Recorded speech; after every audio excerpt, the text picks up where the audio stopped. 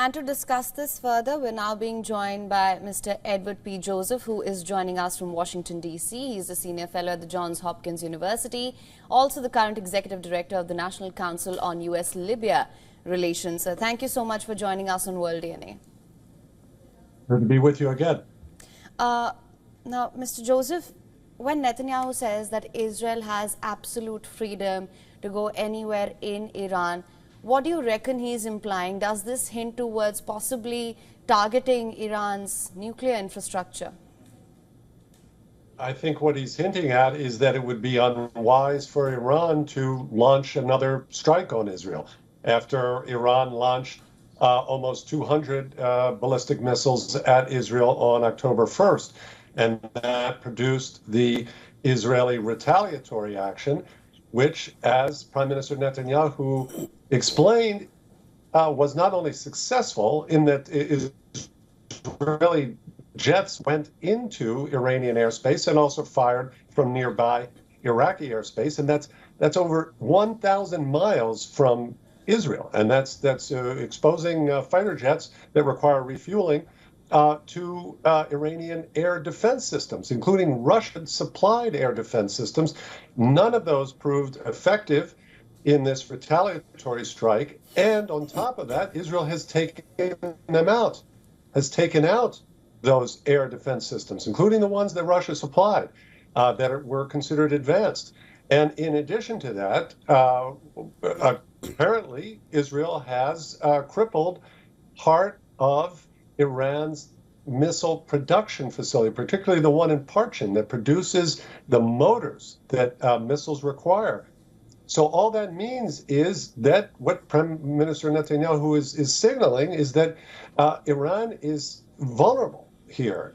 If it strikes again, Israel will have indeed more freedom of maneuver, and Iran will have less of a cushion of missiles to strike Israel with if they go to complete escalation. Please.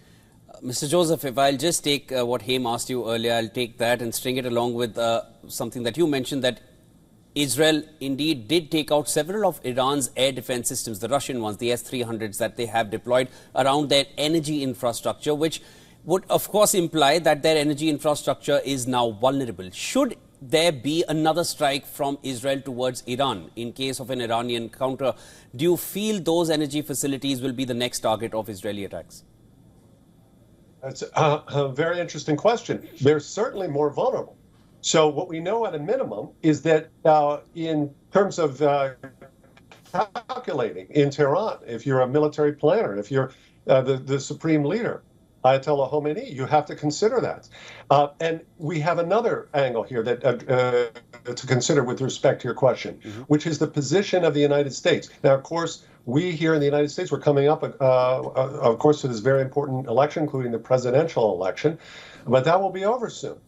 And we know the context here is that the Biden administration asked the Israelis not to strike the oil facilities, not to strike Iran's nuclear program, those facilities either, and Israel complied with that.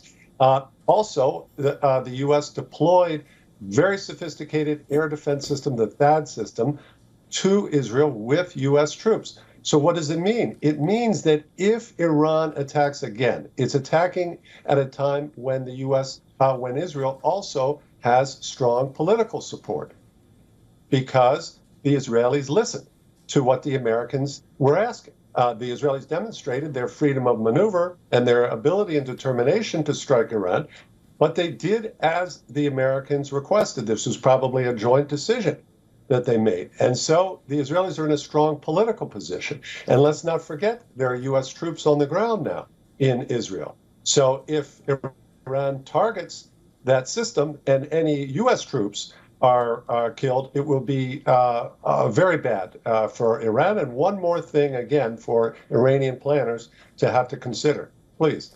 Mr. Joseph, now there are reports suggesting that Iran is preparing for an imaginable response to Israel's attacks, and it may just happen before the US elections. And US has also warned that if Iran does any such thing before the 5th of November, US will consider it as a direct interference with the US election process. So there is a certain strong warning coming in from the US there as well. Of course, the next few days are going to be extremely crucial for the entire West and, of course, the West Asian part of the world as well. Thank you so much for joining in, Dr. Joseph. Always a pleasure speaking with you, and there will be lots more to discuss in days to come.